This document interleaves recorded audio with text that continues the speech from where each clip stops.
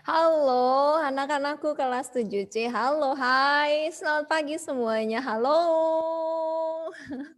Yang dengan suara Miss Yeni, silahkan open kamera.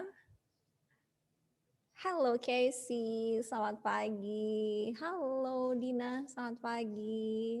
Hai Dewika, selamat pagi nak. Selamat pagi Jessica. Terima kasih sudah open kamera. Halo Lingga, selamat pagi. Ya, ayo anak-anakku yang belum open kamera, segera open kamera. Kita mau mulai untuk pelajaran IPA di pagi hari ini ya. Tetap semangat anak-anak, silahkan siapkan buku IPA. Halo, selamat pagi Monica. Ya, Jay, Brandon, Yuda, Steven, Velov, Dermianto Yufri, Joshua, open kamera nak. Halo Steven, selamat pagi.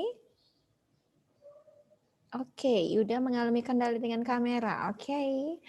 Halo Velov, selamat pagi. Hai Jay, selamat pagi. Ya, baik anak-anakku, sudah siapkan untuk buku IPA-nya?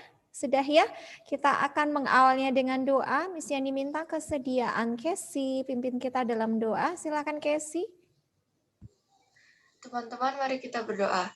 Tuhan Yesus, sebentar kami akan memulai pembelajaran IPA pada hari ini. Ya Tuhan, berkati kami supaya kami dapat mendengarkan dan melaksanakannya dengan baik. Dalam nama Tuhan Yesus, kami sudah berada mengucap syukur. Haleluya. Amin. Amin. Terima kasih Casey sudah berdoa untuk kita semua. Baik anak-anak, kita akan melanjutkan pelajaran IPA pada pagi hari ini. Di sini saya screen terlebih dahulu ya. Oke, apakah sudah terlihat? Tolong beri reaction thumbs up. Oke, thank you. Sudah terlihat ya? Thank you. Kita lanjutkan.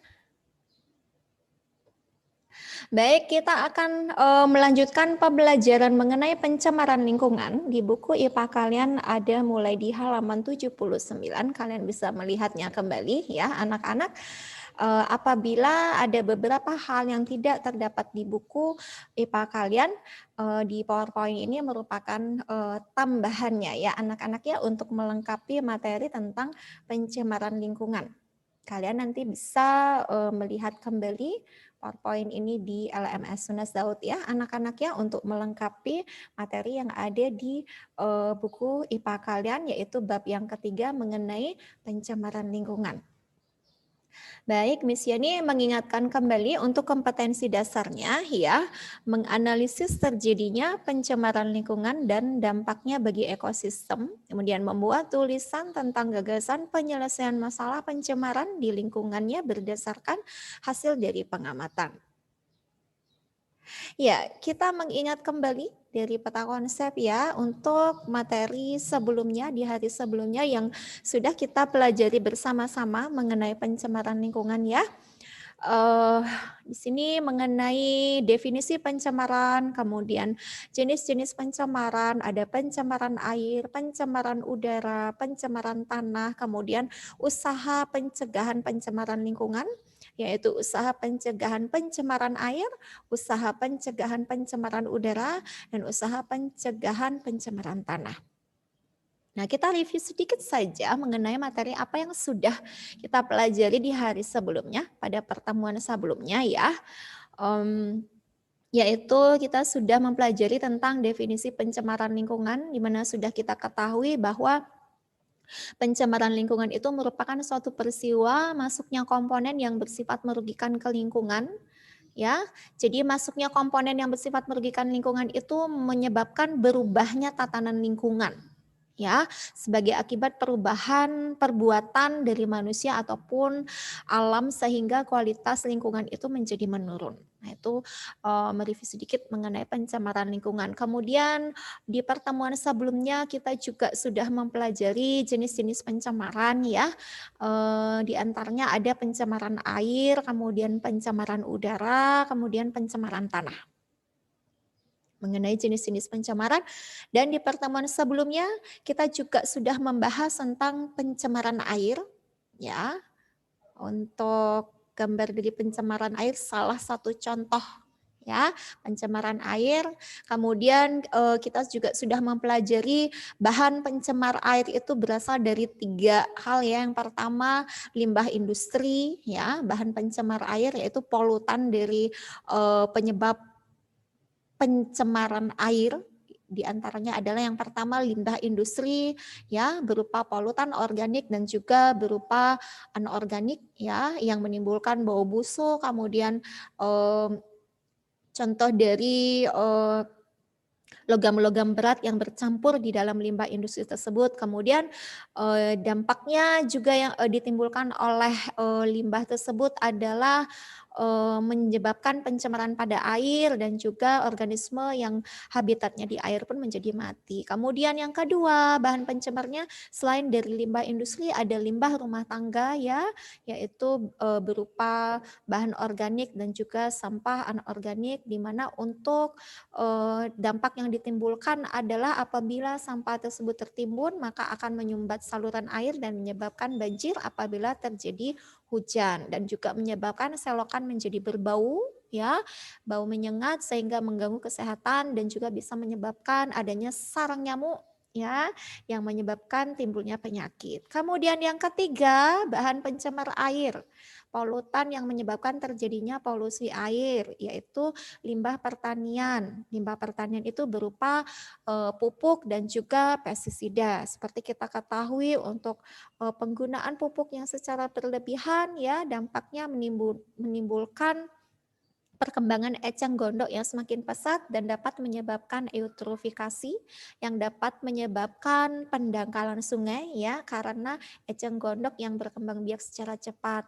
Kemudian limbah pertanian seperti penggunaan pestisida ini juga berdampak menyebabkan tidak berfungsinya hati pada manusia dan juga menyebabkan gangguan syaraf ya, dengan gejala kelelahan, kejang sampai akhirnya menimbulkan kelumpuhan. Nah, itu yang review sedikit anak-anak mengenai pertemuan kita sebelumnya mengenai pencemaran, definisi pencemaran, kemudian pencemaran air. Nah, hari ini kita akan melanjutkan mengenai jenis-jenis pencemaran, di antaranya yang kedua adalah pencemaran udara. Ya, baik kita perhatikan ya, gambar berikut. Ya, kita sudah sempat membahasnya di pertemuan sebelumnya. Untuk contoh gambar berikut, kalian juga sudah menjawabnya saat itu ya. Ini merupakan salah satu contoh gambar ya, pencemaran lingkungan yaitu pencemaran udara. Adanya asap pabrik ya yang menyebabkan lingkungan udara menjadi tercemar karena adanya asap yang keluar dari cerobong asap. Ya, ternyata asap tersebut menyebabkan udara di lingkungan sekitarnya menjadi tercemar. Awalnya udara yang bersih, awalnya udara yang segar ya, banyak ketersediaan oksigen di lingkungan udara tersebut, tetapi karena adanya asap-asap yang dikeluarkan dari cerobong asap tersebut ya, yang berasal dari pabrik menyebabkan lingkungan di udara sekitar menjadi tercemar. Nah, anak-anak perhatikan dulu tayangan berikut ini ya.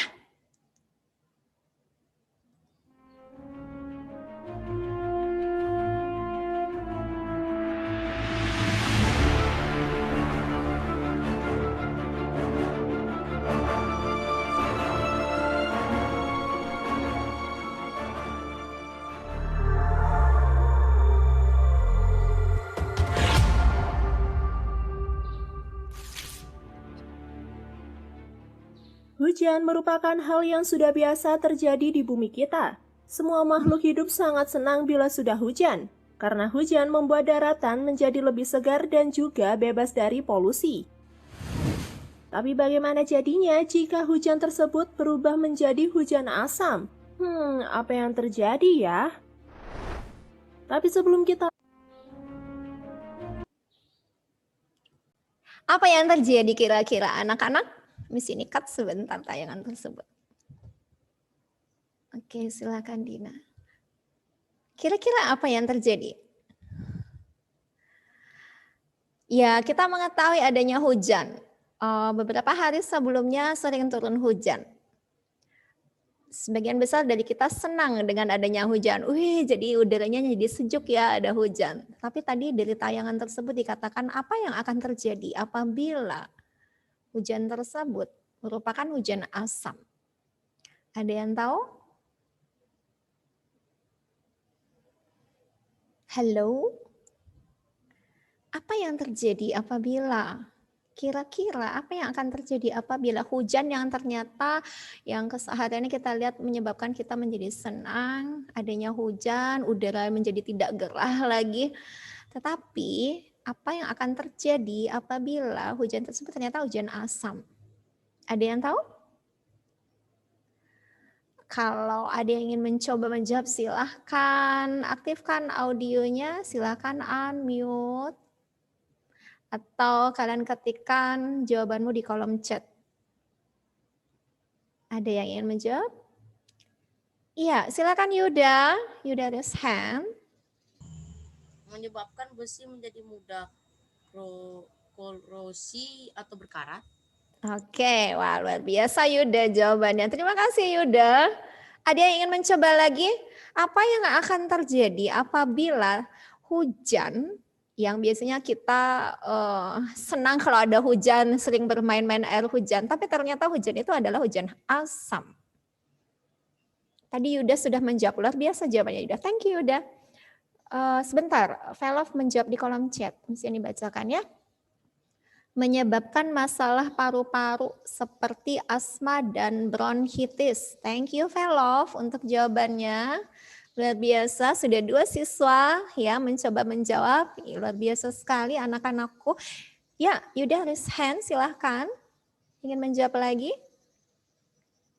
Mau melengkapi jawabanmu nak? Silahkan Yuda. Halo? Halo Miss, Iya, Yuda ingin menjawab lagi. Tadi sempat raise hand. menyebabkan peningkatan kandungan logam di air dan hingga di tanah. Thank you. Wah mantap Yuda. Ya terima kasih Yuda. Yuda sudah melengkapi jawabannya. Ada yang lain lagi yang ingin menjawab anak-anakku kelas 7C? Halo. Velov sudah mencoba menjawab di kolom chat. Yuda sudah menjawab 2 kali. Yuda menjawab ya melengkapi jawaban yang pertama. Bagaimana? Cukupkah? Atau kalian masih ragu-ragu dengan jawaban kalian?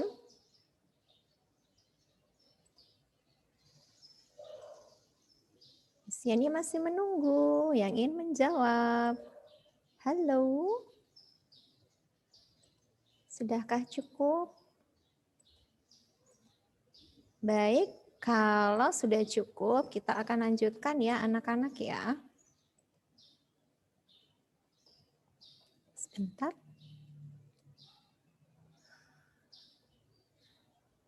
Oke, Siani share screen terlebih dahulu ya.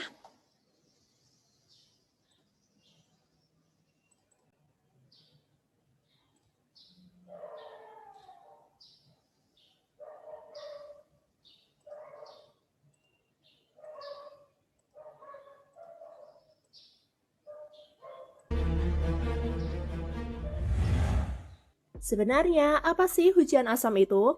Hujan asam tidak seperti hujan biasa. Hujan ini cenderung memiliki kandungan asam nitrat dan sulfur dengan tingkat yang cukup tinggi. Hal ini akan membuat air hujan memiliki tingkat pH 4. Nah, keadaan ini disebabkan oleh parahnya polusi udara karena asap pabrik, bekas pembakaran, dan lain sebagainya. Asap-asap yang dapat mencapai atmosfer akan tercampur dengan air dan oksigen, sehingga menyebabkan gumpalan asap berbentuk awan. Lalu apa yang terjadi jika hujan asam yang turun? Memang benar bila hujan asam tidak akan membakar atau membuat kulit kalian terluka. Namun dampak terbesar akan dialami oleh lingkungan. Hujan asam bisa membuat pohon layu. Mereka akan merusak nutrisi yang seharusnya diserap oleh pohon sehingga tidak dapat menghasilkan energi untuk melakukan fotosintesis. Nah, tidak hanya tumbuhan, namun bangunan, jalan, dan infrastruktur lainnya perlahan akan mulai keropos. Jalanan akan lebih mudah terkikis dan seluruh kota akan hancur karena hujan ini. Tidak hanya itu, air hujan yang turun akhirnya akan mengalir hingga ke danau, sungai, bahkan lautan. Hal ini tentu saja akan merusak dan membunuh organisme yang ada di dalam air pula. Bila ada yang mampu bertahan hidup, maka mereka akan mengalami kelainan bentuk, bahkan untuk keturunan mereka selanjutnya. Dan tentu saja kerusakan ekosistem dimulai. Seiring berjalannya waktu, seluruh lingkungan hidup akan berubah drastis. Lalu, apa yang akan terjadi dengan kita sebagai manusia? Karena hujan asam, maka bahan makanan serta sumber air yang kita minum juga akan tercemar oleh kandungan asam dan sulfur yang ada di dalam air hujan. Maka akan terjadi asma, bronkitis, serta kerusakan pernafasan lainnya. Dan lama-kelamaan, ya kita akan menuju Sang Pencipta. Nah itulah tadi ya tentang bagaimana bila terjadi hujan asam di bumi secara terus-menerus. Nyeremin juga ya guys. Cukup sekian ya video kali ini. Semoga bermanfaat. Oke, ya anak-anak tadi sudah melihat tayangan mengenai informasi yang disebabkan oleh terjadinya hujan asam. Ya, Yuda juga sudah menyampaikan ya jawabannya dan juga Velov juga sudah menyampaikan jawabannya mengenai apa yang akan terjadi apabila adanya hujan asam. Terima kasih anak-anak. Baik, Miss Yeni akan share kembali. Kita akan melanjutkan ya mengenai pencemaran. Nah, pencemaran udara dapat mengakibatkan peristiwa berikut ini. Yang pertama, dari tayangan tadi juga sudah kita lihat. Yang pertama adalah hujan asam. Ya, hujan asam ini merupakan penyebab terjadi pencemaran udara disebabkan karena adanya pencemaran udara. Nah, hujan asam disebabkan oleh sulfur dioksida atau SO2 dan juga nitrogen dioksida atau NO2. Ya. Jadi adanya pencemaran udara, adanya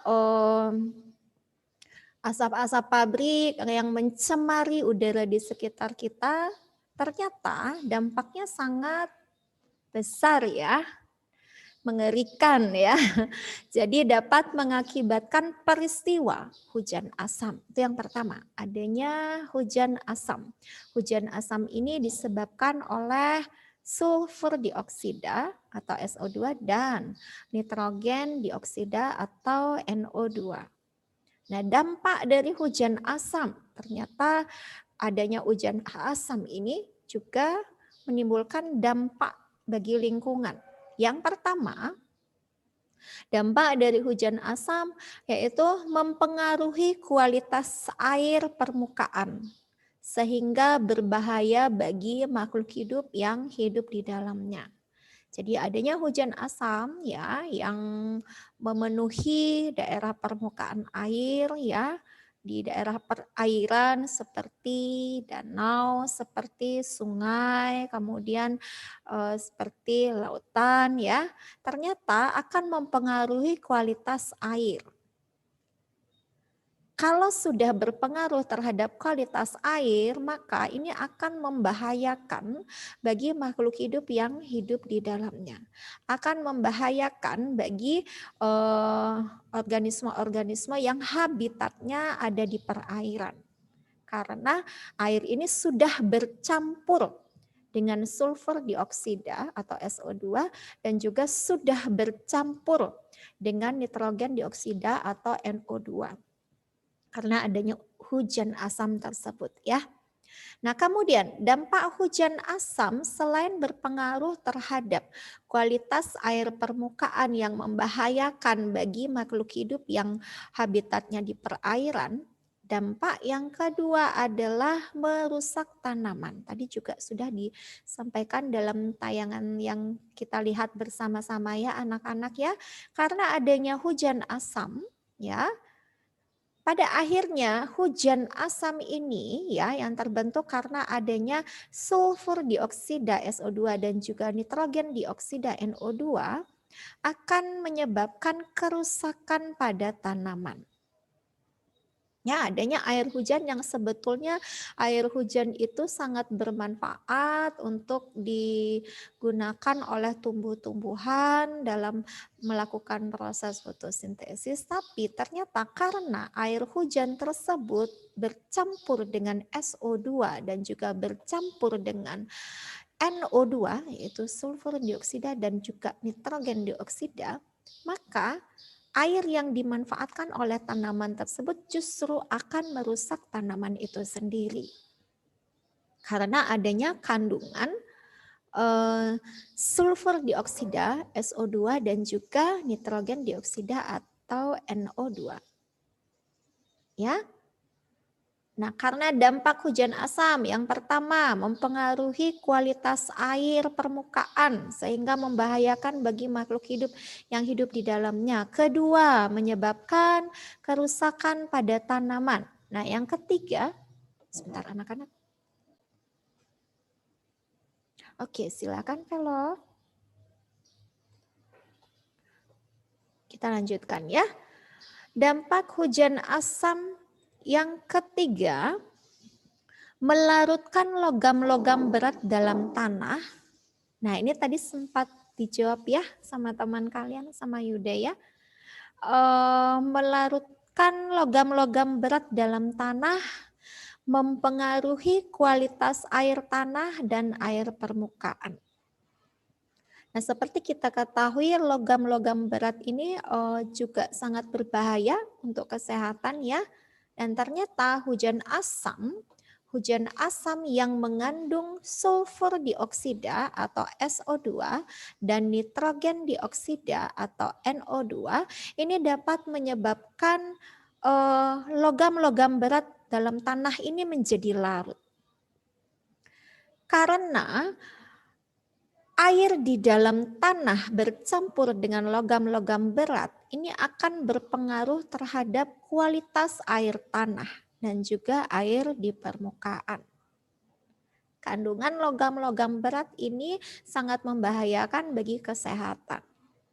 Nah, karena adanya hujan asam yang mengandung sulfur dioksida atau SO2 dan juga nitrogen dioksida atau NO3 ya, menyebabkan melarutkan logam berat yang akhirnya dia akan tertimbun di dalam tanah ya.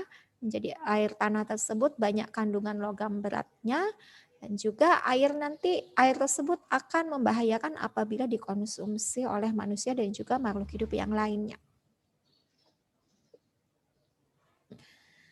Kemudian dampak hujan asam selain merusak tanaman dan juga melarutkan logam-logam berat ya yang mempengaruhi kualitas air, hujan asam juga bersifat korosif.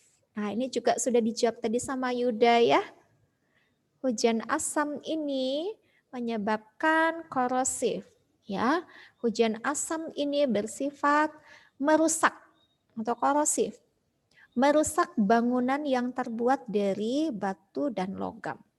Kalau di tayangan tadi kita lihat ada suatu bangunan tiba-tiba bangunannya rubuh. Tiba-tiba bangunannya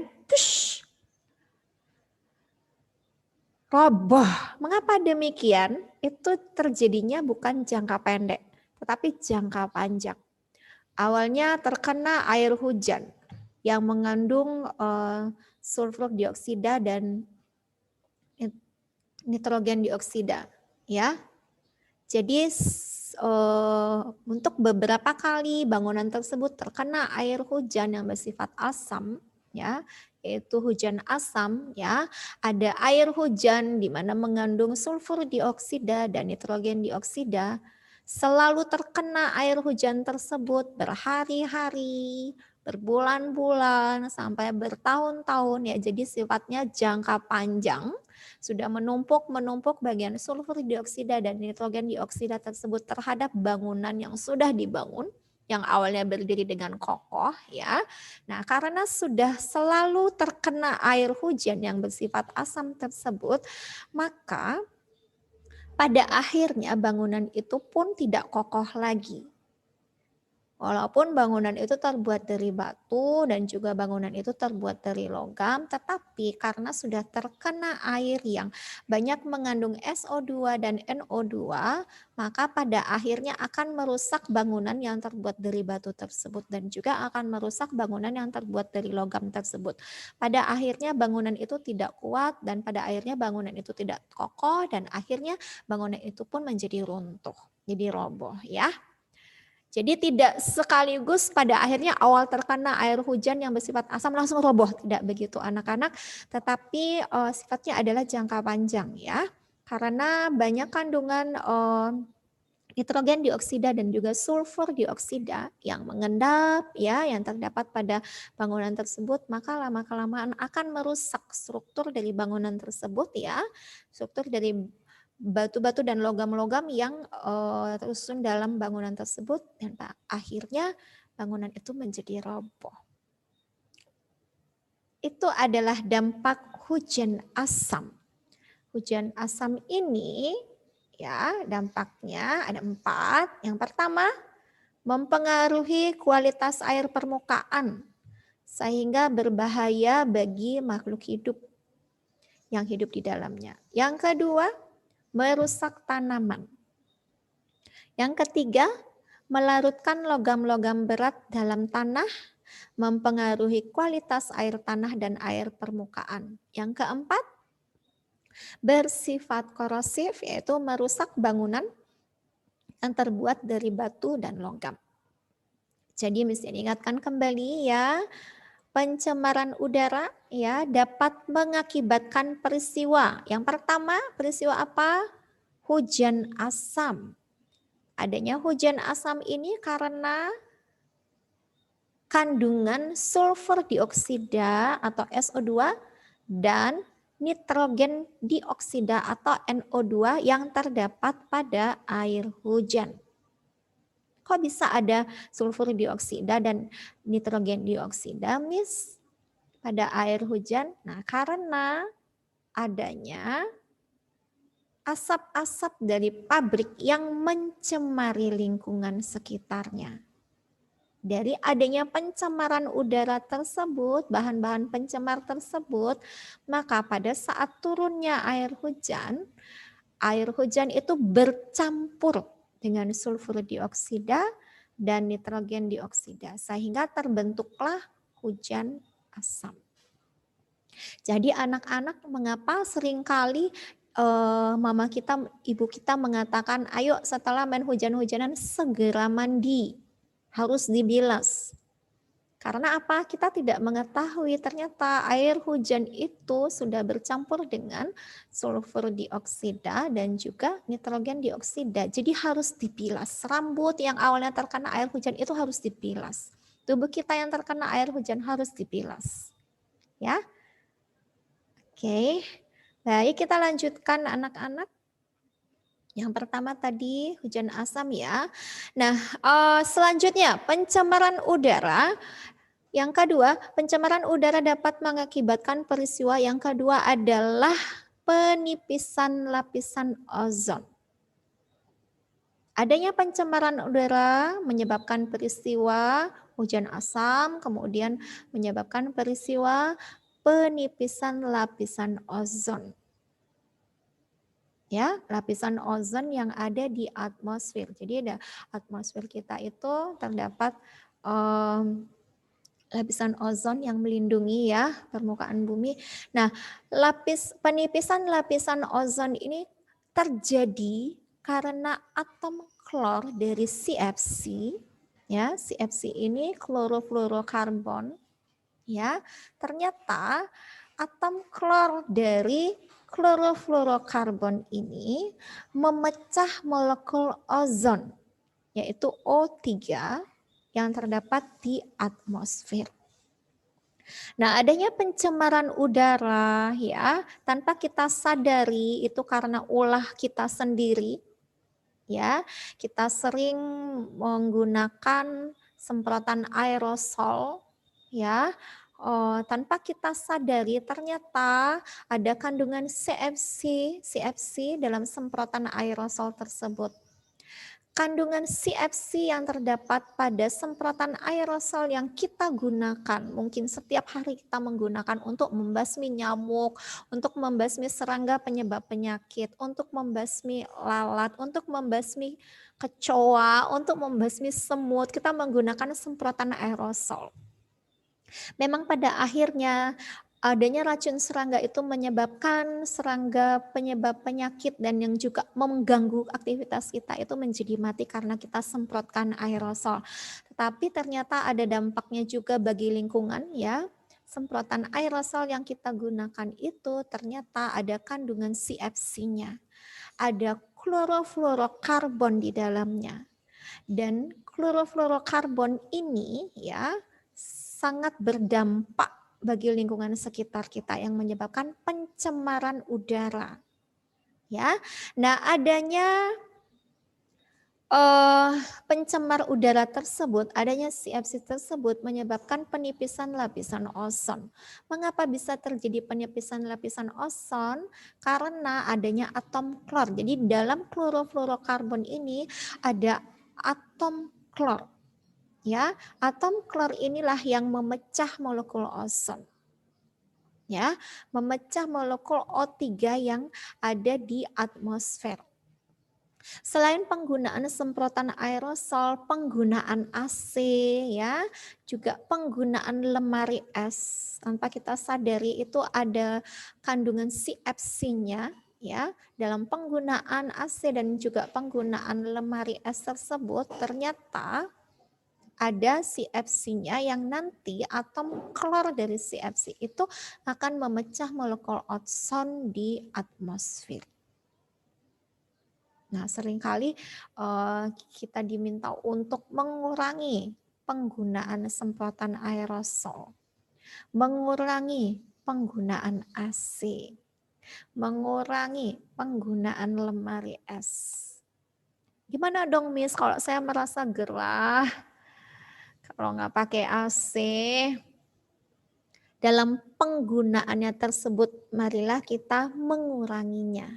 Ya, mungkin di pagi hari pada saat udara masih sangat segar, bukalah jendela, bukalah ventilasi ya supaya terjadi sirkulasi udara ya, pertukaran udara dengan lingkungan ya, supaya debu-debu yang ada di dalam ruangan itu ya boleh dibersihkan dulu, tergantikan dengan udara di lingkungan luar yang masih segar di pagi hari ya, dibuka jendela ya supaya udara yang segar itu bisa masuk ke ruangan. Nah, itu salah satu cara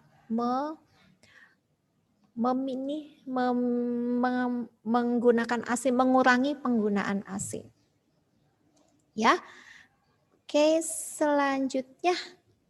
Nah, dampaknya, nih ini anak-anak untuk pencemaran udara, dampak dari penipisan lapisan ozon.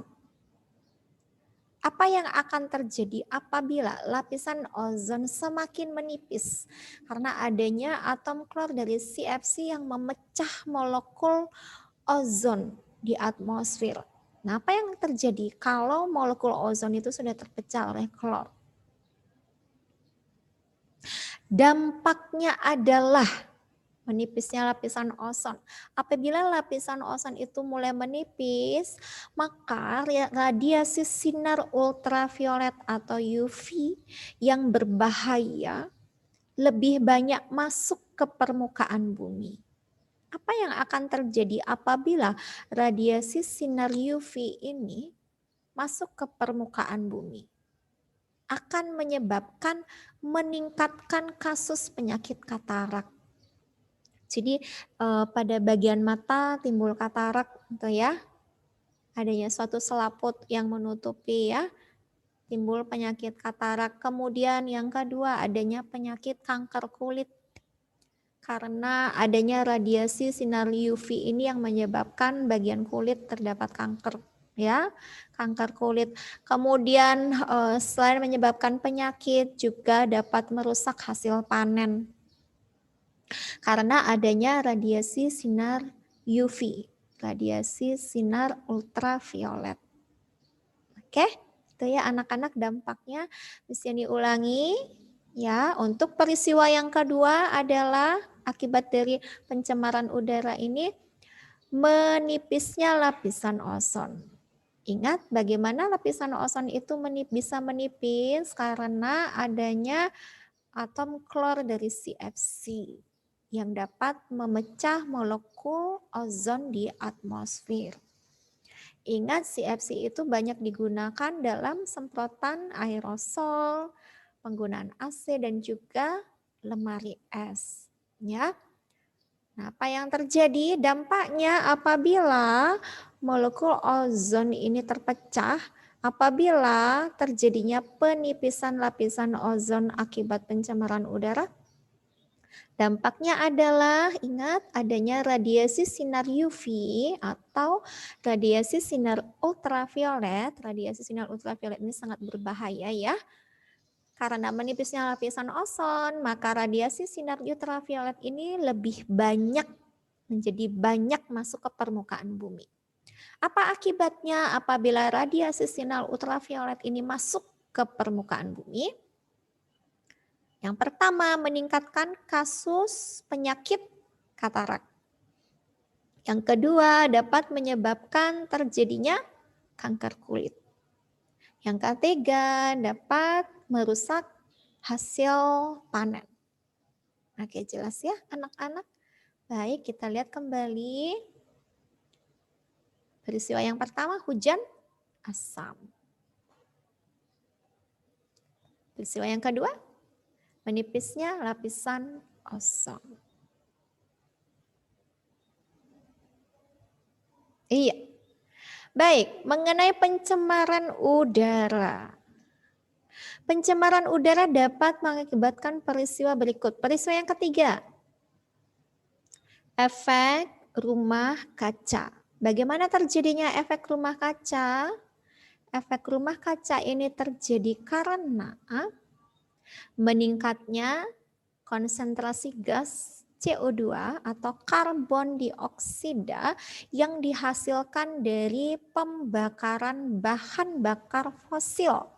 Bahan bakar fosil ini seperti minyak, gas, dan batu bara. Kemudian meningkatnya konsentrasi gas karbon dioksida ini karena pembangkit tenaga listrik, kemudian kendaraan bermotor, dan juga pembakaran hutan. Nah, anak-anak seperti kita ketahui ya, apabila gas karbon dioksida itu meningkat, tentu saja udara di lingkungan kita sekitar kita ini menjadi lebih gerah gitu ya, lebih panas gitu ya. Kok jadi pingin kipas-kipas gitu kan. Tersedianya oksigen itu semakin berkurang karena sudah banyak dicemari oleh karbon dioksida, meningkatnya konsentrasi karbon dioksida. Ternyata gas-gas karbon dioksida ini diperoleh dari asap-asap kendaraan bermotor. Nih ya, apabila berkendaraan ya supaya lebih hemat ya. Jadi caranya mengurangi penggunaan kendaraan bermotor. Apabila pergi ke suatu tempat yang jaraknya lebih dekat supaya lebih sehat, kita bisa berjalan kaki atau naik sepeda ya, sekalian berolahraga ya, sekalian mengurangi penggunaan kendaraan bermotor karena asap-asap kendaraan bermotor yang dihasilkan dari kendaraan tersebut akan meningkatkan konsentrasi gas karbon dioksida. Nah, juga disebabkan oleh orang-orang yang tidak bertanggung jawab yang melakukan pemalakan hutan ya, membakar hutan dengan seenaknya tanpa bertanggung jawab.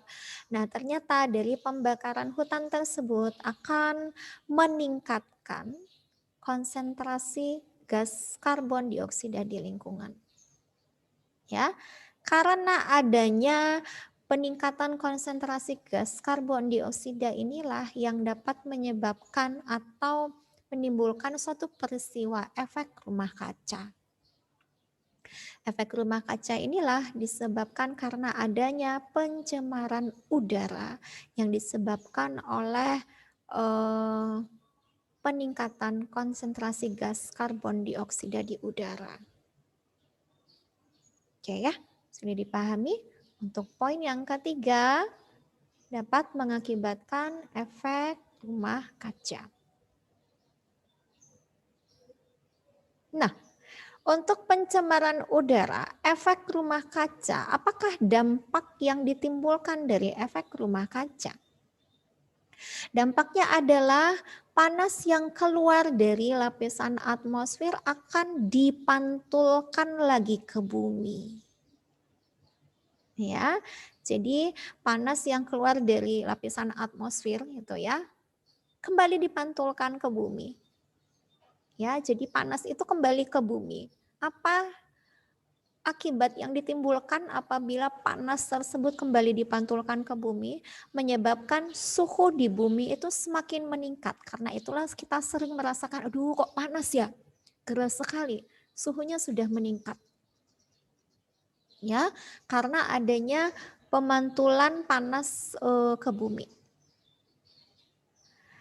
Karena naiknya suhu bumi, sehingga bumi ini menjadi panas, dapat menyebabkan global warming. Nih ya, dampaknya adalah panas yang keluar dari lapisan atmosfer akan dipantulkan lagi ke bumi dan menaikkan suhu bumi sehingga bumi menjadi panas. Istilahnya adalah global warming. Oke, sudah ya. Baik, misi ini ingatkan kembali, kita ulang kembali supaya lebih ingat ya mengenai pencemaran udara.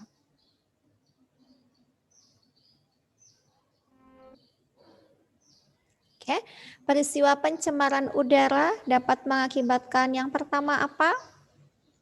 Hujan asam. Ingat kembali, hujan asam ini disebabkan oleh adanya apa? Sulfur dioksida atau SO2 dan juga karena adanya nitrogen dioksida atau NO2. Ingat ya anak-anak ya. Jadi hujan yang sudah bercampur dengan sulfur dioksida SO2 dan nitrogen dioksida atau NO2 ini menyebabkan hujan asam. Ya, karena adanya pencemaran udara menyebabkan peristiwa hujan asam. Dampak hujan asam yang pertama mempengaruhi kualitas air permukaan sehingga berbahaya bagi makhluk hidup yang hidup di dalamnya. Dampak hujan asam yang kedua merusak tanaman. Dampak hujan asam yang ketiga melarutkan logam-logam berat dalam tanah dan juga mempengaruhi kualitas air tanah dan air permukaan. Yang keempat, bersifat korosif. Korosif ini merusak bangunan yang terbuat dari batu dan logam. Oke, ingat ya peristiwa yang disebabkan karena pencemaran udara. Yang pertama hujan asam. Peristiwa yang kedua penipisan lapisan ozon. Ingat, penipisan lapisan ozon ini terjadi karena apa? Karena adanya atom klor dari CFC. Ingat, CFC itu adalah klorofluorokarbon. Atom klor ini memecah molekul ozon di atmosfer. Jadi lapisan ozon ya, karena adanya atom klor ini menjadi terpecah. Nah, ingat kembali CFC ini banyak digunakan dalam semprotan aerosol, AC, lemari es. Oke, yang pertama peristiwa hujan asam, yang kedua penipisan lapisan ozon. Ya, ingat dampak dari menipisnya lapisan ozon. Menipisnya lapisan ozon ini berdampak radiasi sinar UV atau ultraviolet yang berbahaya ini akan lebih banyak masuk ke permukaan bumi. Apa yang terjadi ketika radiasi sinar ultraviolet ini masuk ke permukaan bumi? Menyebabkan meningkatnya apa? Meningkatnya kasus penyakit katarak. Kemudian yang kedua menyebabkan kanker kulit. Yang ketiga menyebabkan apa? Rusaknya hasil panen. Oke. Ingat kembali dampak dari penipisan lapisan ozon ya. Baik, akibat pencemaran udara yang pertama adanya hujan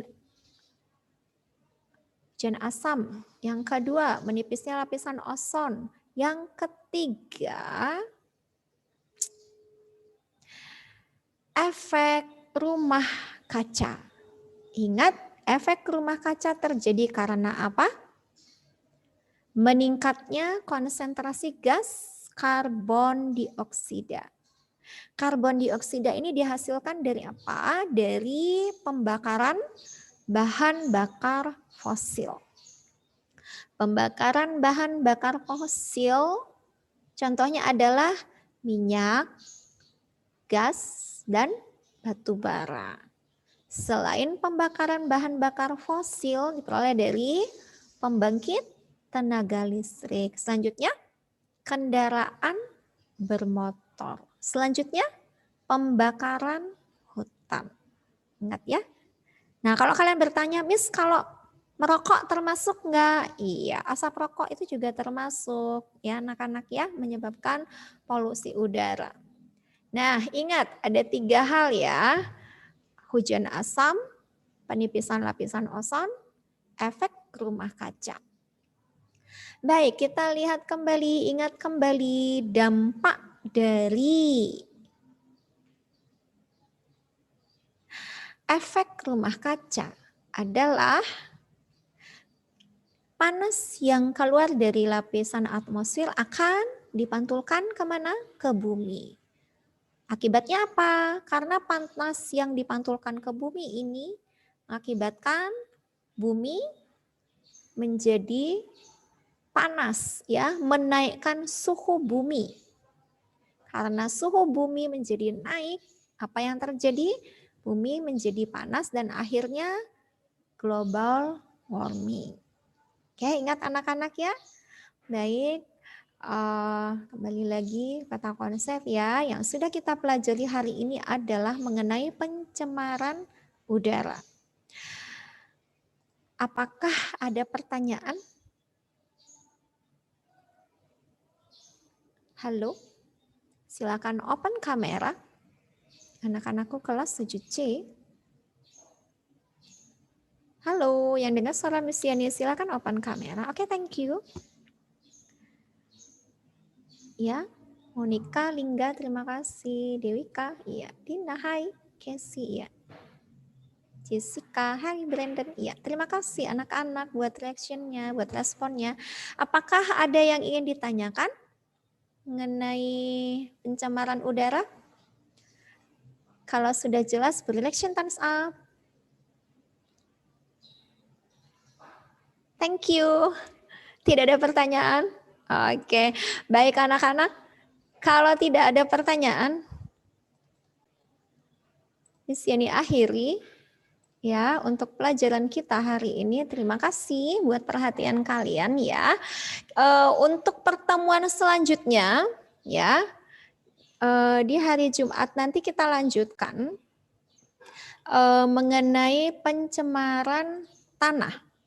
Ya, pencemaran tanah dan juga usaha pencegahan pencemaran lingkungan. Oke, anak-anakku, baik kita akan akhiri dengan doa. Mari kita berdoa. Tuhan, terima kasih untuk kebaikan-Mu pada hari ini. Terima kasih karena Tuhan sudah menyertai kami sepanjang hari ini, teristimewa pada saat pelajaran IPA.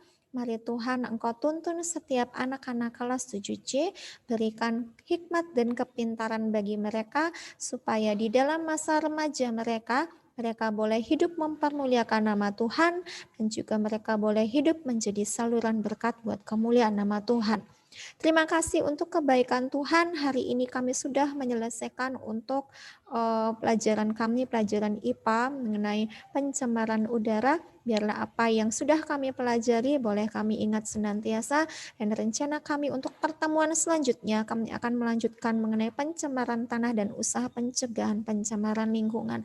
Tuhan yang tetap pimpin kami, Tuhan yang tetap tuntun kami sehingga hidup kami boleh menyenangkan hati-Mu. Hanya di dalam nama Yesus Kristus kami mengucap syukur dan berdoa. Haleluya. Amin. Oke anak-anak, terima kasih untuk hari ini. Misi ini selalu ingatkan untuk menjaga kesehatan dan tetap semangat. Tuhan Yesus memberkati. Sampai jumpa. Bye-bye. Selamat pagi anak-anak.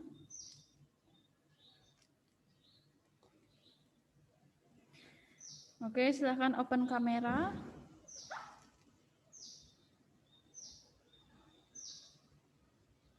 Ayo anak-anak, silahkan open kamera.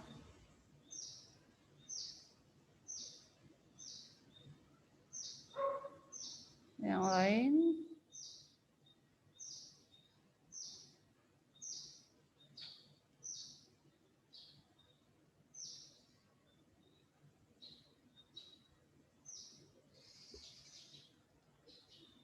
Oke, yang lainnya?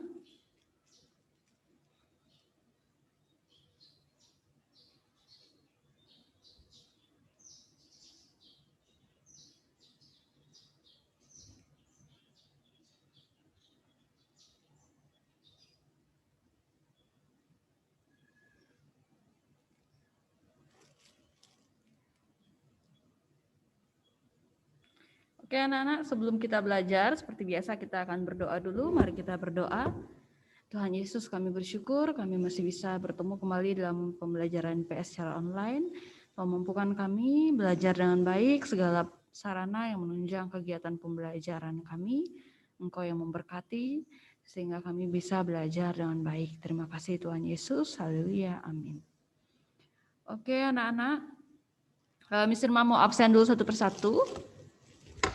Silahkan yang namanya Miss Irma sebutkan bisa memberikan reaction.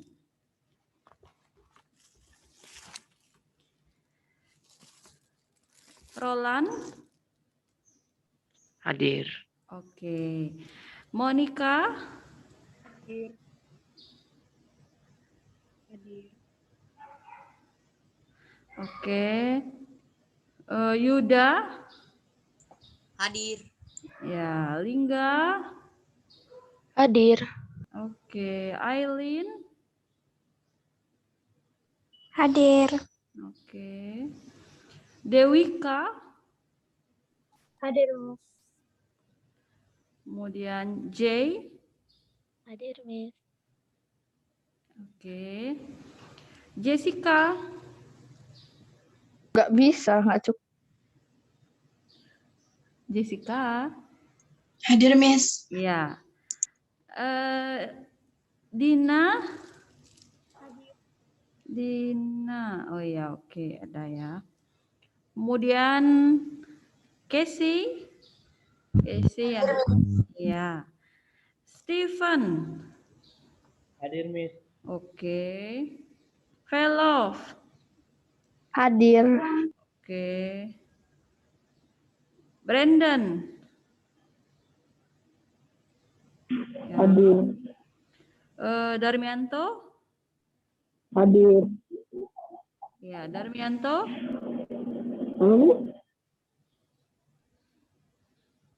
Elias? Aduh, Elias nih enggak hadir ya. Joshua? Hadir, Miss. Oke, ya. Giri?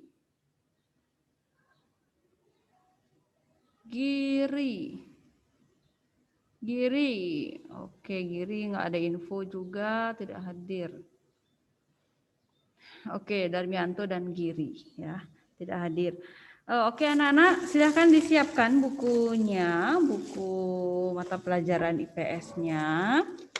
Ya, nah kita akan lanjut ke materi baru ya. Jika sebelumnya Miss Irma sudah sampaikan atau Miss Irma sudah bahas mengenai teori Waisya, teori Ksatria, dan lain sebagainya. Nah, untuk kali ini kita akan masuk ke materi baru mengenai kerajaan-kerajaan Hindu-Buddha. Ya, kalau di AKS itu ada di halaman 74. Nah, jadi hari ini Miss Irma akan berikan kalian kesempatan 10 menit untuk membaca dan memahami sedikit dari materi kerajaan Hindu-Buddha di Indonesia. Setelah itu Miss Irma akan jelaskan mengenai kerajaan Hindu-Buddha di Indonesia dan Miss Irma akan sampaikan poin-poin penting di materi masing-masing kerajaan. Ya, Miss Irma akan sampaikan poin-poin pentingnya. Silahkan ditandai atau digarisbawahi poin-poin pentingnya untuk memudahkan kalian dalam belajar. Karena hari Rabu di pertemuan berikutnya Miss Irma akan adakan latihan soal IPS di Moodle dan itu akan masuk nilai rapot ya. Oke. Jadi nanti ketika Miss Irma sampaikan poin-poin pentingnya, silahkan dipahami, disimak dengan baik ya, agar kalian lebih mudah belajar dan itu merupakan bahan dari latihan soal kita hari Rabu. Oke anak-anak, ada yang mau ditanyakan dulu? Jelas?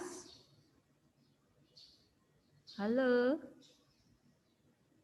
Oke. Nah sekarang silahkan 10 menit Miss Irma berikan waktu untuk kalian mengenal sedikit dari materi kerajaan Hindu-Buddha di Indonesia. Kerajaan apa saja yang ada ya. Tolong dipahami dengan baik. Nanti jam 10.50 kita akan bahas dan Miss Irma akan sampaikan poin-poin penting yang kalian harus tandai di buku. Oke, silahkan dibaca dulu sedikit anak-anak.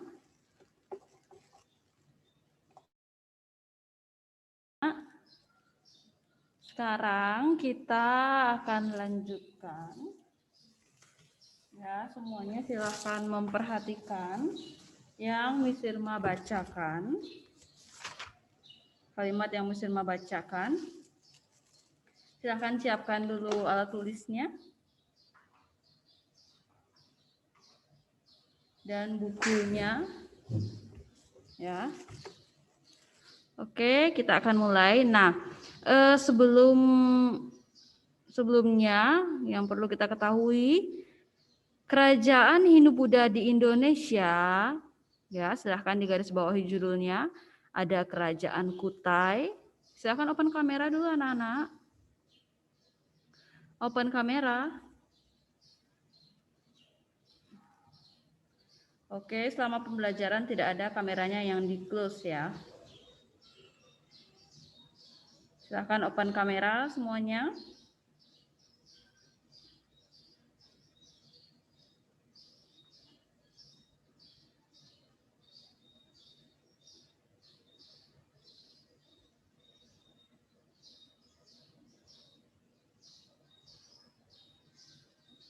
Yang lainnya.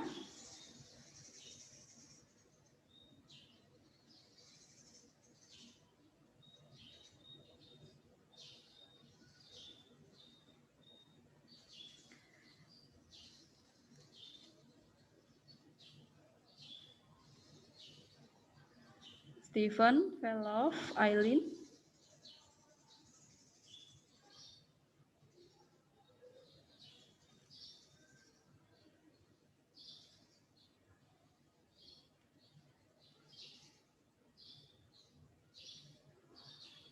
Stephen, Aileen.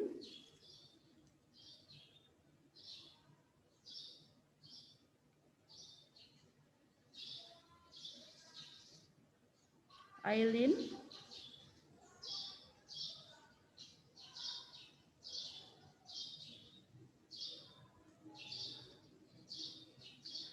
Oke, kita lanjut saja sambil menunggu Aileen. Nah, silahkan digarisbawahi kerajaan Hindu-Buddha di Indonesia ada kerajaan Kutai, lalu Kerajaan Tarumanegara, Kerajaan Sriwijaya, kemudian ada Kerajaan Mataram kuno, Kerajaan Medang, Kerajaan Kediri, Kerajaan Singasari, dan Kerajaan Majapahit. Oke. Nah, sekarang kita akan mulai dari Kerajaan Kutai. Silahkan perhatikan paragraf pertama dari Kerajaan Kutai. Paragraf pertama, kalimat pertama, silahkan ditandai.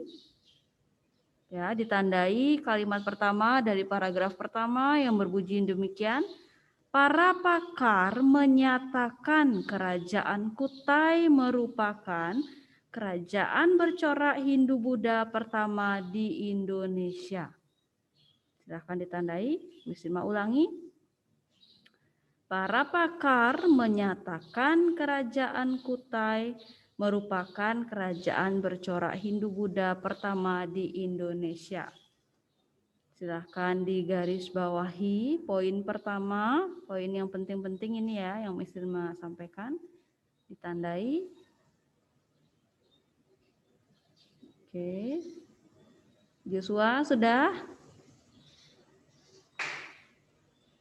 Steven, aktifkan kameranya. Velov, Aileen juga. Kemudian poin yang kedua, perhatikan.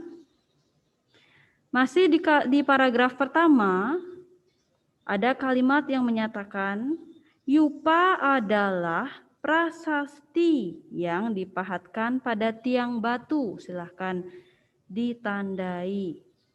Yupa adalah prasasti yang dipahatkan pada tiang batu. Di garis bawahi. Lalu poin berikutnya, masih di paragraf yang sama, silahkan digarisbawahi kalimat Raja pertama Kutai bernama Kudungga. Raja pertama Kutai bernama Kudungga yang memiliki anak bernama Aswawarman. Raja pertama Kutai bernama Kudungga yang memiliki anak bernama Aswawarman. Sudah ditandai?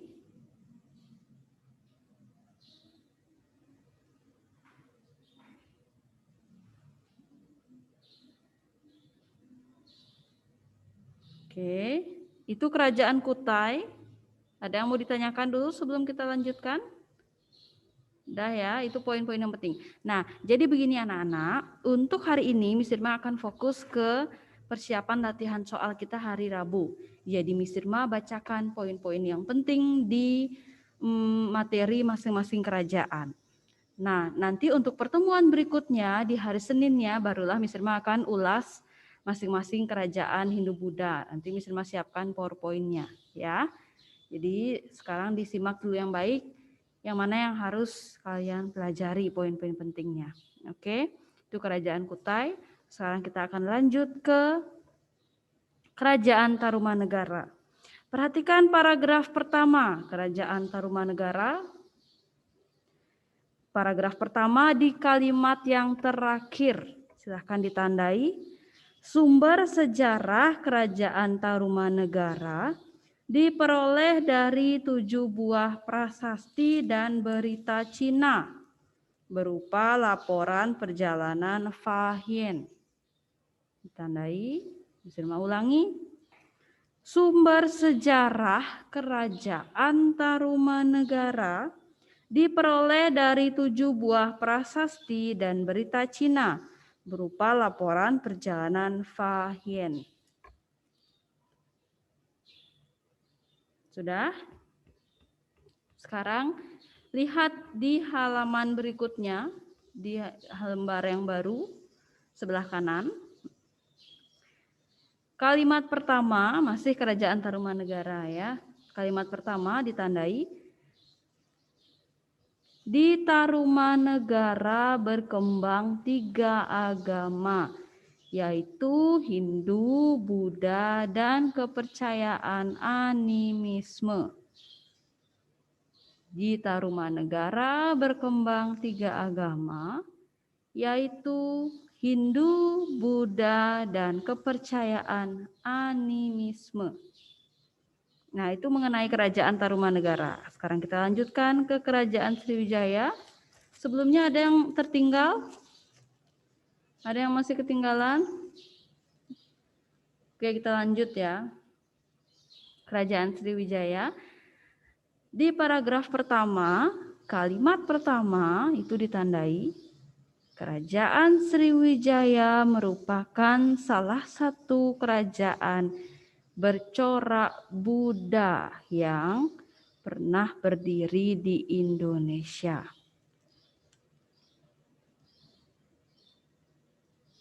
Sudah?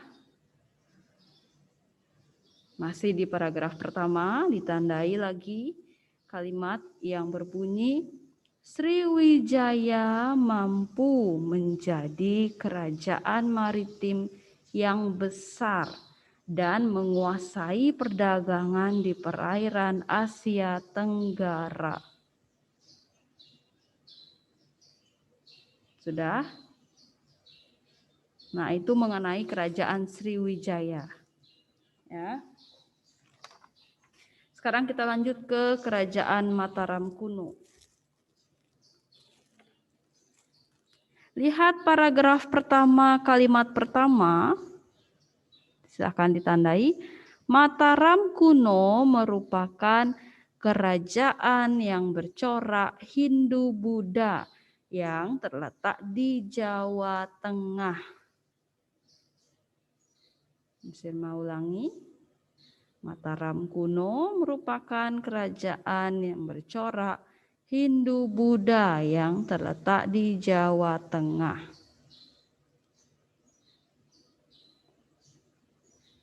Oke. Lalu poin yang penting yang berikutnya, ini bukan berarti yang lainnya tidak pentingnya, boleh kalian baca-baca juga. Oke, poin berikutnya silahkan ditandai. Kerajaan Mataram kuno didirikan oleh Sanaha. Kerajaan Mataram kuno didirikan oleh Sanaha. Sudah?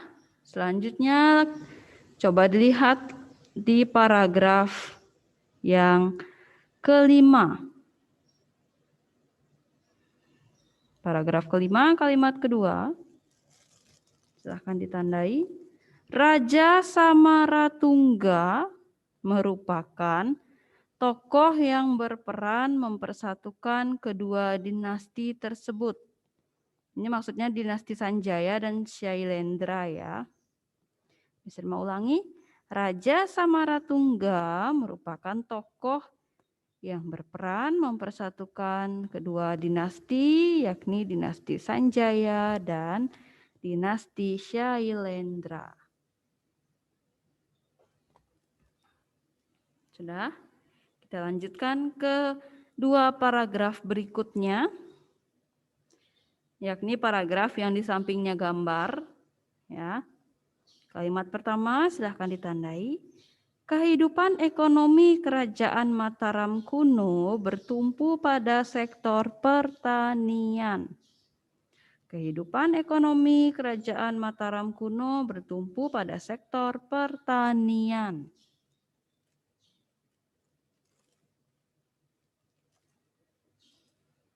Oke, sudah. Lalu poin berikutnya ada di paragraf berikutnya. Silahkan temukan kalimat yang berbunyi demikian.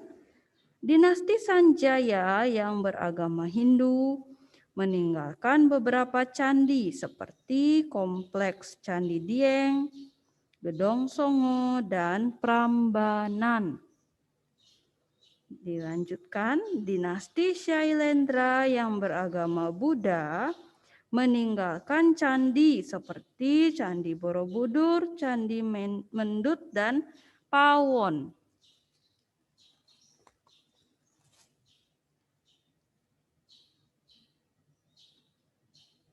Oke, itu mengenai kerajaan Mataram kuno. Ada yang mau bertanya dulu sebelum kita lanjutkan? Ada yang tertinggal? Tidak, kita lanjutkan ya. Kita lanjutkan ke kerajaan Medang. Silahkan dilihat paragraf pertama. Di kalimat pertama, ditandai kerajaan Medang merupakan kelanjutan kerajaan Mataram kuno yang didirikan oleh Empu Sindok.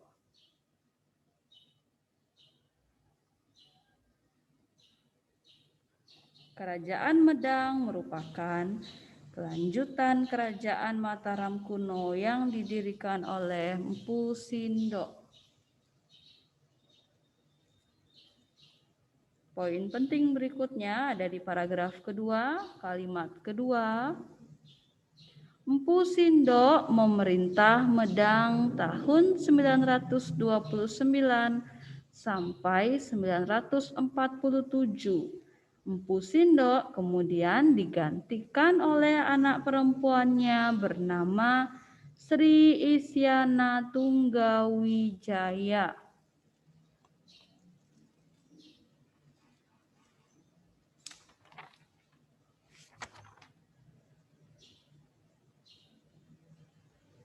Sudah? Kita lanjutkan ke poin berikutnya. Ada di 2 paragraf atau 1 paragraf setelah itu. Kalimat pertama, silakan ditandai. Sebagai upaya mengalahkan Dharma Wangsa, Sriwijaya menjalin hubungan dengan kerajaan bawahan Medang, yaitu kerajaan Wurawuri. Diserma ulangi.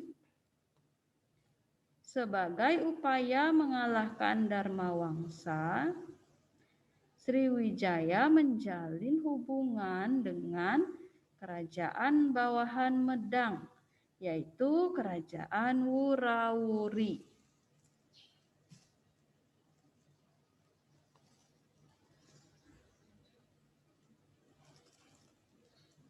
Sudah?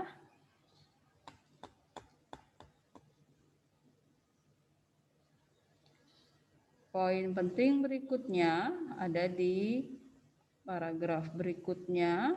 Kalimat pertama silakan ditandai.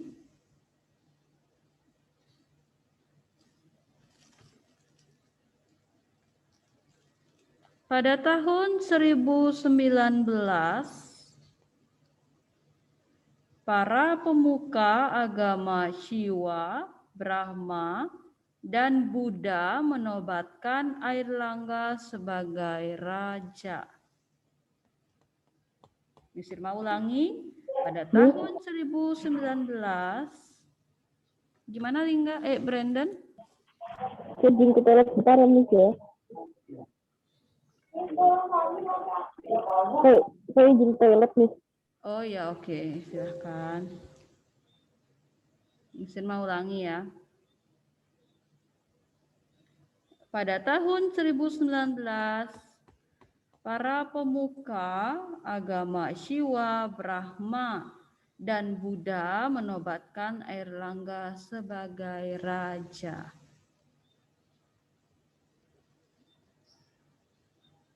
Lalu poin penting berikutnya, di paragraf selanjutnya, kalimat pertama, silahkan ditandai.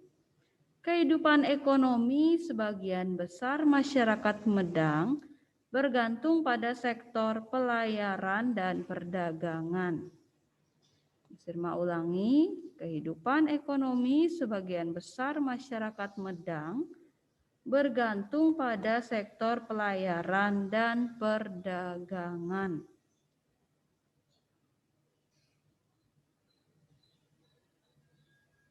Nah, itu mengenai kerajaan Medang. Ada yang mau ditanyakan dulu mengenai kerajaan Medang? Sebelum kita lanjut ke kerajaan Kediri. Ada yang tertinggal barangkali? Tidak? Bisa dilanjutkan? Oke. Kita masuk ke Kerajaan Kediri, diperhatikan dengan baik. Paragraf pertama, kalimat pertama. Kediri merupakan sebuah kerajaan yang semula bernama Panjalu. Saya mau ulangi. Kediri merupakan sebuah kerajaan yang semula bernama Panjalu. Sudah? Silahkan lihat paragraf kedua. Silahkan temukan kalimat yang demikian. Kehidupan ekonomi Kediri bersumber pada kegiatan pertanian dan perdagangan. Bisa mau ulangi. Kehidupan ekonomi Kediri bersumber pada kegiatan pertanian dan perdagangan.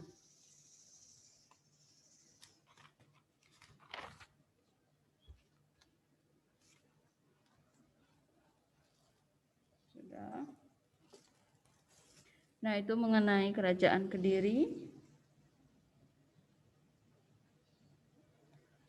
Oke, kita lanjutkan ke Kerajaan Singasari. Lihatlah paragraf 3. Paragraf ketiga, kalimat pertama ditandai.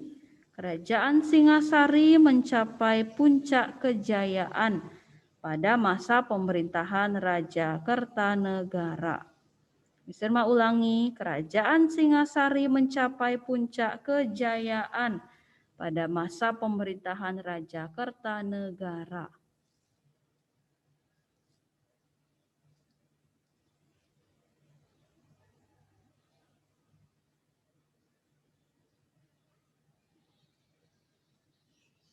Oke, sudah. Poin penting berikutnya ada di paragraf terakhir di materi Kerajaan Singasari. Paragraf terakhir, kalimat pertama. Kehidupan ekonomi Kerajaan Singasari menitik beratkan pada bidang pertanian. Kehidupan ekonomi Kerajaan Singasari menitik beratkan pada bidang pertanian. Nah, itu mengenai Kerajaan Singasari. Ada yang mau ditanyakan?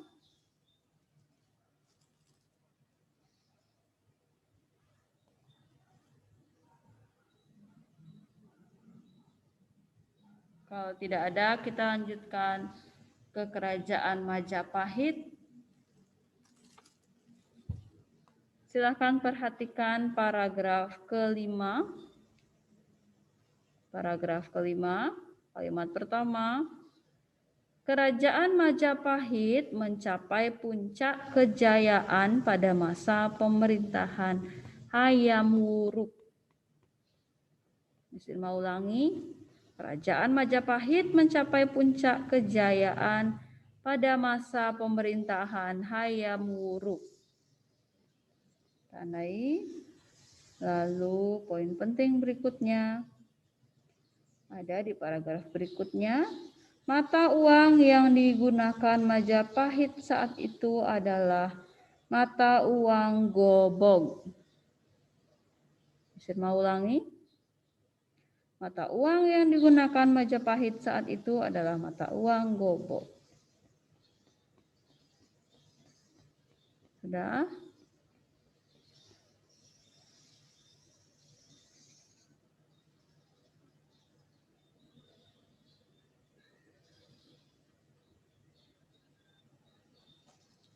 Velov yang Majapahit atau yang Singasari Velov? Oke, Majapahit itu ada di paragraf kelima, Velov. Paragraf kelima, kalimat pertama. Kerajaan Majapahit mencapai puncak kejayaan pada masa pemerintahan Hayam Wuruk. Sudah, Velov? Sudah ketemu? Yang sebelum itu berarti yang Singasari. Yang Singasari betul ya, Velov?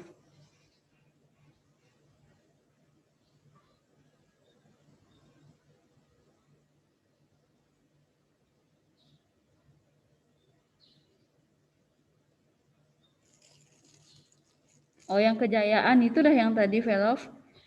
Paragraf kelima, kalimat pertama, Kerajaan Majapahit mencapai puncak kejayaan pada masa pemerintahan Hayam Wuruk. Sudah ya?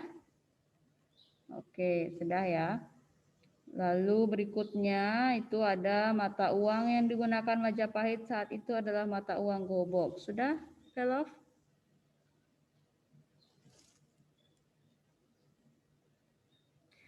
Nah, lalu paragraf terakhir anak-anak perhatikan.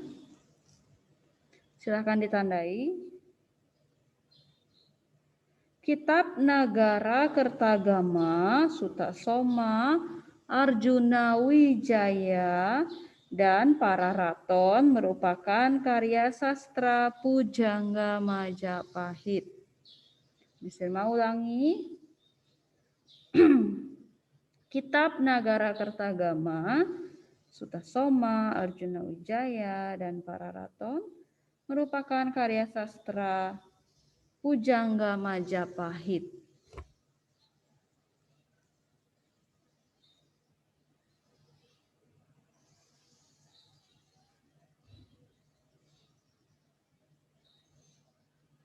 Sudah? Ada yang mau bertanya dulu? Baik itu dari Kerajaan Majapahit atau keseluruhan, ada yang tertinggal, silahkan ditanyakan dulu. Nah, anak-anak, ini poin-poin penting yang Miss Irma sudah sampaikan, bukan berarti yang lainnya tidak penting ya. Boleh kalian sambil pahami, sambil pelajari dengan baik. Nah, ini merupakan poin-poin penting untuk mempermudah kalian belajar, untuk khususnya untuk hari Rabu latihan soal. Ya.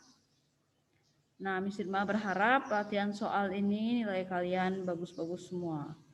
Silahkan dipelajari, pahami ini dengan baik. Ya, ada yang mau bertanya dulu? Silahkan.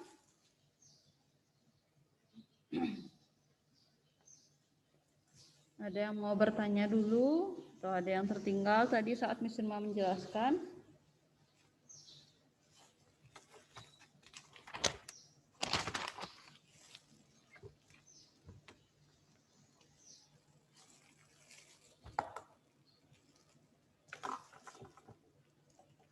Lingga, sudah jelas Lingga?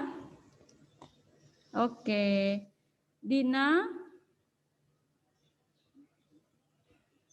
Oke, Monica, gimana Monica? Oke, Jay?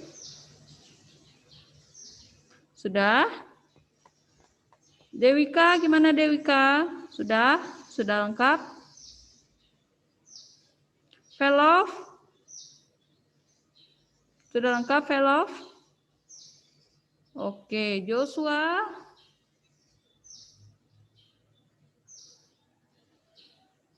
Oke. Jessica? Oke, Roland, gimana Roland? Sudah jelas? Iya. Dina? Dina sudah ya? Casey? Ya, materi latihan soalnya hanya kerajaan Hindu-Buddha saja ya. Yang tadi Miss Irma sampaikan itu dipahami, dipelajari dengan baik. Sebagian besar atau kemungkinan besar dari sana bahannya ya, Casey ya. Oke, Brandon sudah jelas? Sudah lengkap, Brandon? Ya. Oke. Boleh nanya nggak nih? Gimana? Boleh nanya nggak nih saya? Mau nanya? Ya. Mata Ya. uang yang digunakan kerajaan Singasari itu apa nih? Apa? Mata uang yang digunakan oleh kerajaan Singasari. Mata uangnya Singasari.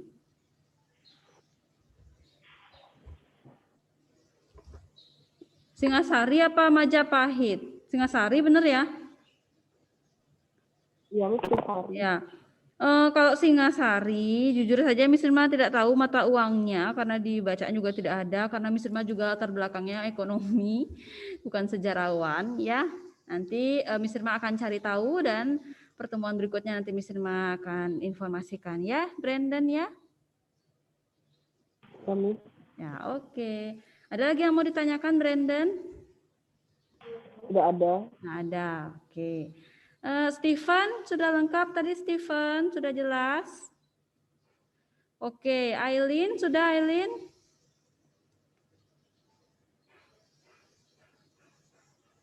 Oke, sudah berarti ya, sudah lengkap semuanya. Nanti untuk Oke, kita akan bersatu hati, kita akan berdoa, mari kita berdoa.